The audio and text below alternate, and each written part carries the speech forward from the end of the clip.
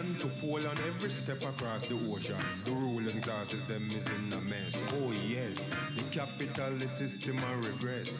But the Soviet system now progress. Welcome to our weekly Workers' World show. I'm your host, Ashirik Trubodi. Thank you for having joined us. Now, today we present the second in a series of special shows and broadcasts on Swaziland and Eswatini, as the country is now known.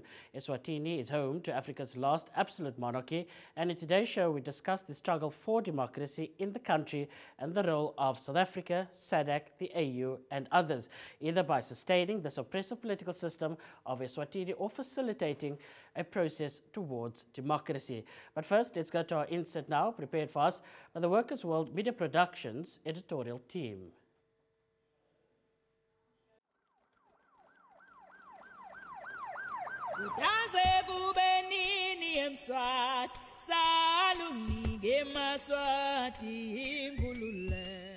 Swaziland has a long history of non-observance and non-compliance.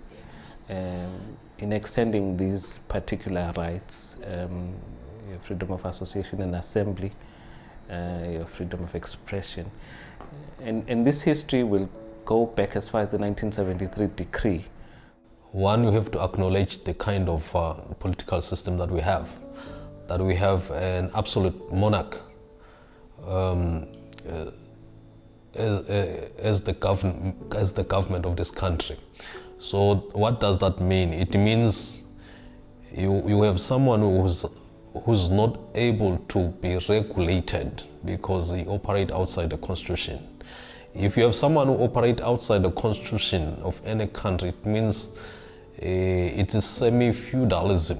I had myself a situation whereby I was called to answer some questions in the police headquarters about just a simple thing, hosting a workshop on human rights. The violence that the police are injecting to the people is also causing chaos in the country, because it doesn't end there. The people themselves then become violent, and that violence tends to go back to the home state. When people are angry, they are angry at everything.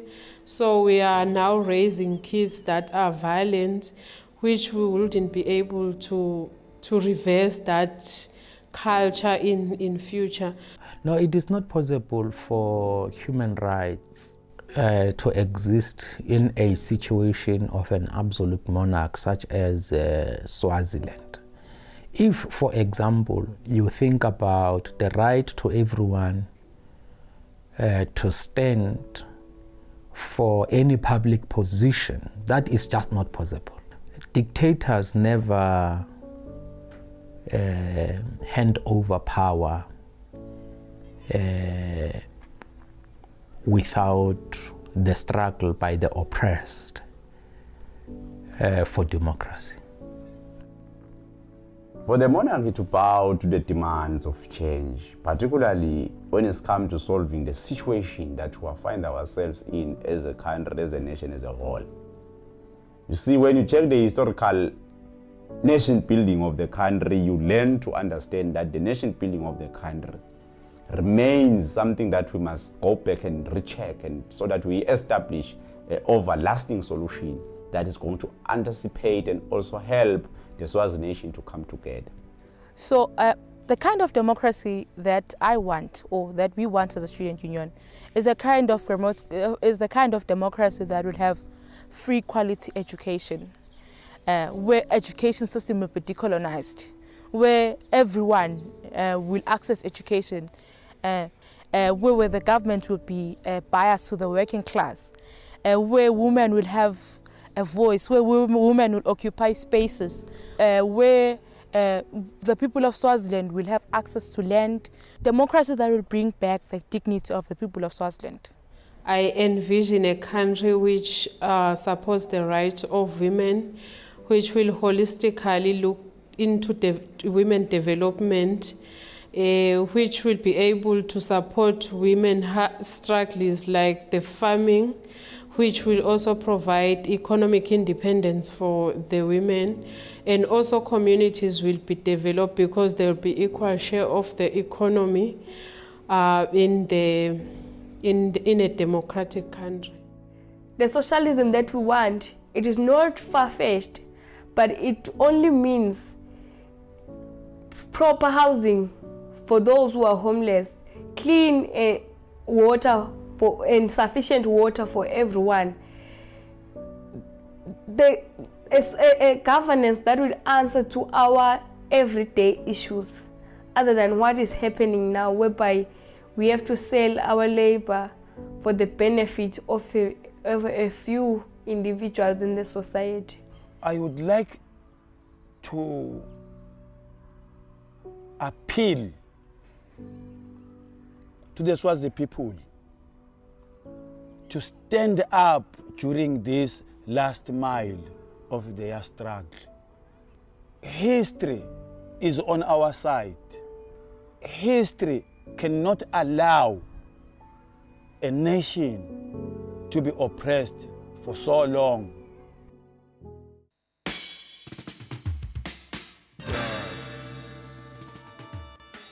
All right, thanks very much for joining us there. Clearly the problem is completely out of hand and out of control. And the fact that we are looking by, well, just a couple of kilometers away, we're sitting with a very serious problem. And I want to get into that now, as we saw there in that insert as well. Venetia Governor, thank you very much for being with us from the Swaziland United Democratic Front. We have Fundiziwe Sikonze, a trade union activist and currently a freelance researcher interested, of course, in issues related to labor and development. And Zodwa Mkonta, Deputy President for the People's United Democratic Movement. Pudemo, thank you very much for joining us. I want to start with you, Zodwa. What is the current climate in Eswatini? Is it quite tense and as tense as we are hearing? Yes, it is very, very tense and very, very brutal. The state, instead of listening to the people, is aggravating its brutality on citizens, and it is killing, not just being brutal. But since June 21 last year, we've been the people are being massacred day in and day out. It's a very pitiful state, and unfortunately, the people themselves are very angry now, and they are retaliating in whatever manner they can. Yeah, and it comes at great risk, certainly, to their lives. Fundizwe, what are the main sectors of the society that are rising up at the moment? Say that again. Pardon me, at the moment, the transport workers have led the struggle, because, as you have seen in the past 2 days, they have put the whole economy into a complete halt by stopping operations, and they had their own differences with the state in terms of how they handle the disputes with them, and they also had political demands, in the sense that they were calling for the release of the 2 members of parliament who were arrested last year. So it was a two-pronged protest action that lasted. In fact, it started last week for a day or two last week when a few of them were arrested, and then this week when the MPs were appearing in court, it then magnified into the 2-day stay away that we saw Tuesday and Wednesday yesterday. Yeah, and Venetia, does this point to a climate that people aren't allowed to demand something as simple as their freedom? Yes, I mean, the last couple of days, and in fact this last year, right from June last year, it started out where the state was so very much in control. And in the last month or so, and particularly the last couple of days, you see how the illegitimacy of the state has becoming a huge factor inside the country. It's like every sector. It's either transport or textile workers or students, nurses. So it's across the board where there's just absolutely no trust, no faith in the legitimacy of the regime. And I think in the last couple of days, what has become of real concern is that the security element within the state, from the police and the military, there seems to be a lot of breakup. There seems to be fissures there that actually could point to a whole lot of things. And I want to pick up on that and talk about that once we return from the break. And why does the king believe that this is a foreign plot attacking his country and his subjects? We'll pick up on that once we do return from the break. Do stay with us.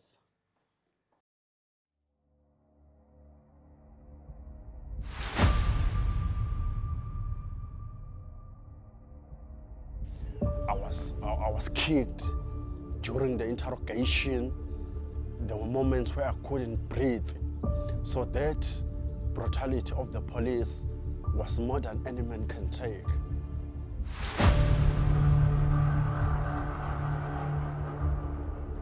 Sisinanyalo solo ngiva buhlungu. Futhi angiboni ukuthi kuyophela ngoba kude namunye lo waqhamuka ngitshela somba namambulalelani.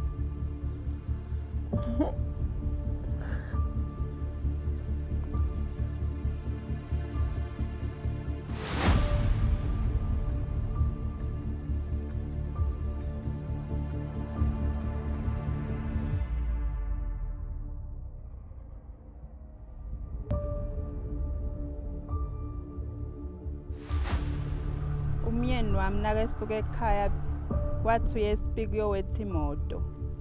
Nakefika espiki wathi kwachamuka emaphoyisa wehle emotweni sekuyatowetha. Waphuma ngamadubane wagijima lapho bamdubula khona. Langishaya ngetinhlavu abang-5 ngalinyatwa ngilothumo.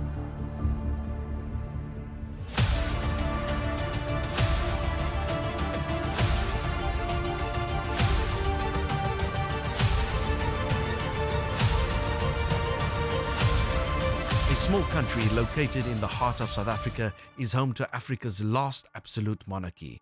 Discover more about Swaziland or Eswatini and its struggle for democracy in our 3-part series, only on CTV.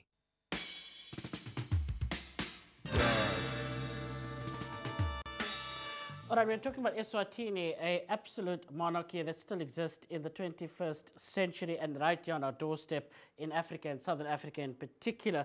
From this way, I want to talk about this, the king that feels that this is a foreign plot that's targeting his country and his subjects, and for that, those people that do rise up and are calling for their freedom are but just pawns in this foreign plot. Has he lost the plot? Definitely, the king has lost the plot. I mean, but he's not the first one. We saw how, for instance, the regime in Zimbabwe, when it lost legitimacy, it went into that same mode of blaming anything but themselves, of blaming foreigners, and trying to keep the attention away from the fact that we have been on the streets for decades and decades calling for political reforms, for democratic reforms, and we have been ignored. Now that the country, the call has made itself into a popular call, they have started to call it a foreign intervention. So definitely, I think he has lost the plot, and I think in time he will realize that his time is up. The way he has been doing things has long gone. There needs to be change in the country now. Thank you. Yeah, and I want to talk about that change and the call for political reform and what that quite looks like. But I also want to pick up on that, Venetia, the fissures, the cracks that you highlighted a bit earlier. Can you give us a bit more detail about what you mean by that? Well, I mean, over the last few months, you've seen members of the police force, members of the correctional service actually forming representative associations. Now, these structures were not allowed, actually, in Swaziland, and it took a long time for these institutions, where we have pop crew, for an example, in South Africa, where police actually organize on their own. It wasn't as easy, but now you have police unions, you have correctional services associations, where they had started out firstly looking at shop floor issues and salary, but it's gone beyond that now. And we hear incidents of junior officers taking over buildings, shooting wildly, intimidating as well, splits within the police entity, splits, you know. So it's all that kind of where the center is not holding within the state security arm. That's a big problem. And I mean, it's a problem on one front, but we're still seeing scenes of just this week, 3 or so protesters that were shot by the army, Yes. which is so terribly unfortunate. I want to quickly, Zodwa, talk about the reform, political reform, and that is to the parliament system. Now we know there's a bicameral system in Eswatini at the moment. Some feel that those that even serve in the parliament are pawns and are sellouts. They shouldn't be there. They shouldn't give legitimacy. What is the conversation in regards to the political reform, especially at parliamentary level? Thank you. What we should understand is that Nkundla system is a system where the king usurped all powers of state, where he is the owner of our judiciary, he is the owner of the government, he also owns parliament. So all these houses have no freedoms at all when we should be having, separation of power. All is controlled under him, under the 1973 decree. And he also, when Mswati came into power himself, he then put decree number 1987, which then also allowed him that even if, these houses or the people in these houses would decide, freely want to decide on their own, he would actually be the one to say yes or no. And I think this is what then is giving him the power to even incarcerate, members of parliament, when in actual Right, it does appear that UN declarations and conventions where he said he was going to give democracy to the Swazi people. Yeah. The parliamentarians have no power within themselves. They are always told, as I say, what to do. Yeah. It is only when the king says yes that things are in Swaziland, yes. The constitution as well that we have right now that was enabled in 2005 only allows him, to put the law he wants.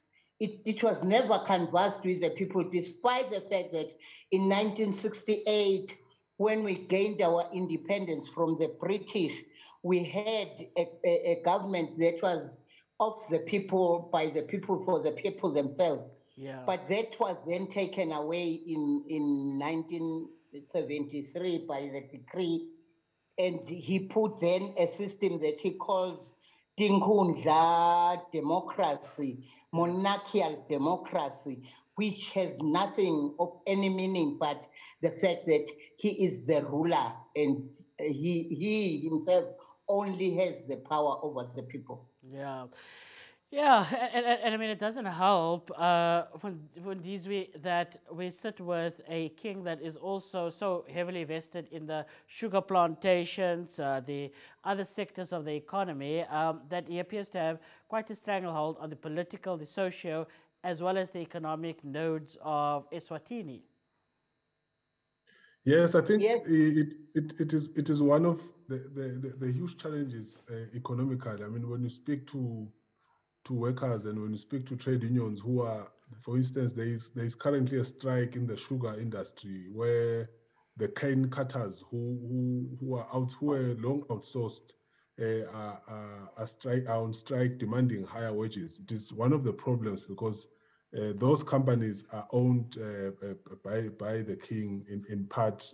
Sometimes they're owned through the trusts that they hold as a royal family called DBO, and then at other times he is alleged to hold shares directly in of course the sugar industry, in the retail sector increasingly, the construction sector as well. So you have on the one hand someone who has steep business interest in the economy, and who by constitution is not allowed or is not expected to pay taxes. the Constitution is clear that he must not, Section 10 of the Constitution is clear that he's is precluded from the payment of taxes. So you have a system where some of these companies, in fact, will evade paying their fair share of taxation because and I mean, it's complicated by the South African or the Southern African Customs Union, which is controlled by South Africa, that continues to pay money to Eswatini. And I want to find out, once we return from the break, why.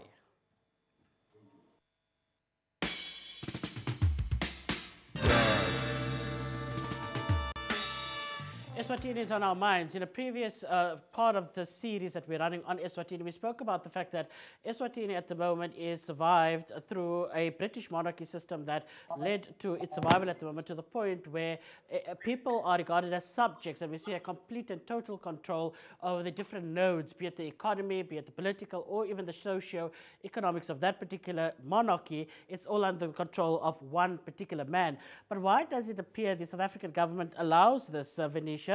I mean, I'm looking at some of the stats here from the Southern African Customs Union. Quite a bit of money, huge chunks of money, in fact, are being paid by a democratic system to a system where people are just mere subjects. Surely it is in contradiction with South Africa's liberal values. Well, I mean, it may be in contradiction with South Africa's liberal values, but, you know, it is a formal customs union.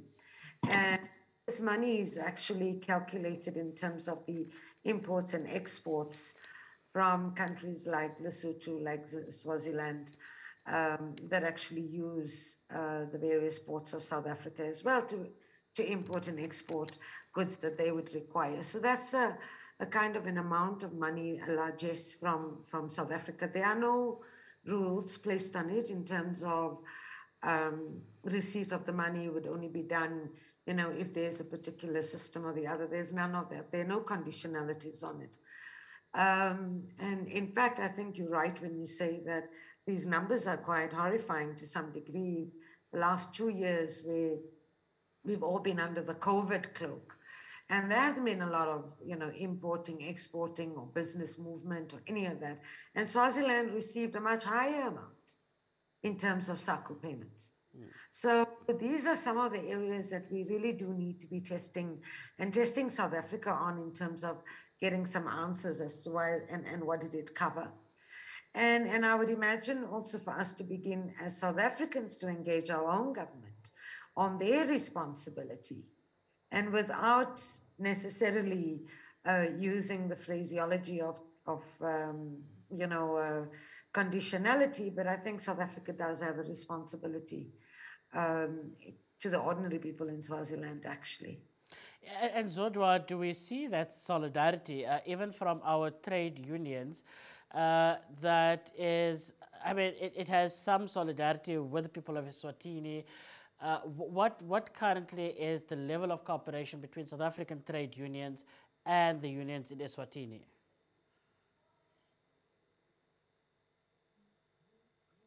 Zodwa?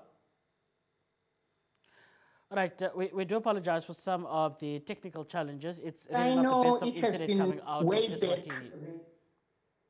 It does appear that the connection issues persist. Of course, one needs to understand that this is, of course, live coming out of Eswatini, so the challenges in terms of telecommunications and networks can be challenging at times. Fundizwe, let me put that to you very quickly. What is your sense about the level of cooperation between South African unions and that of the unions in Eswatini? Unions have been at the forefront, the Eswatini or Swaziland trade union. I mean, it dates back to decades and decades ago. And I think it has assisted a lot in terms of giving solidarity and also ensuring that Swaziland trade unions have access to some of the facilities, training and other facilities within the South African trade union space. So I think the relations and the solidarity between the two union movements is very good. Just yesterday, when there was a strike from the transport workers, it was the South African SATAU, the South African Transport and Allied Workers Union, that Before that, it was start two, the teachers, when the teachers had challenges, the teachers union president was charged by the government. So there is a very good solidarity exchange between the two movements. Yeah. The king, though, Mswati, doesn't look, Venetia, as if this is going to go anytime soon. What do we do? Ignite the fire even sharper, more brighter, more fierce in the belly of the people of Eswatini? Yeah, I think the people of Eswatini have made it very clear. I don't think they're turning back anytime soon. And I think, you know, the events of Zimbabwe as well have shown us, you know, things can happen within a short period of time as well. And I think the more civil society groups in Eswatini profile their issues, organize even more, and make this a much more popular and representative struggle for themselves. It's a very small country. It's 1.2 million people. I think the chances of change are much higher than, say, one would expect immediately in a place like Zimbabwe. But do you think that the king, given his crackdown at the moment, that he would chance it in intensifying it? I mean, look, I mean, he's left pretty much untouched, but do you think that the clock is ticking on his exit? I think so. I certainly think so. I mean, we wouldn't have said this 2 years ago. And, you know, the last 2 years have shown us that I think people have had enough. Yeah. Okay. Yes. Yes. Fundizwe, your take on that very quickly. You think the king, his time is ticking at the moment? I think so. I think Comrade Venetia mentioned earlier that there is now a fissure that is going deeper between some of his own constituents, traditional constituents, the armed forces and other closer constituencies. I think if he doesn't make a move now, like we heard today that President Geingob of Namibia is coming to have talks with him, if he doesn't make any positive move towards reconciling with the opposition and conducting political dialogue, I think he will not survive for much longer. And on that note, we live with the hope that the people shall be liberated at a pace that is indeed set for a very, very quick transition. Thank you very much once again. And as we focus on Eswatini, remember the struggle needs to continue. Thank you very much for tuning in.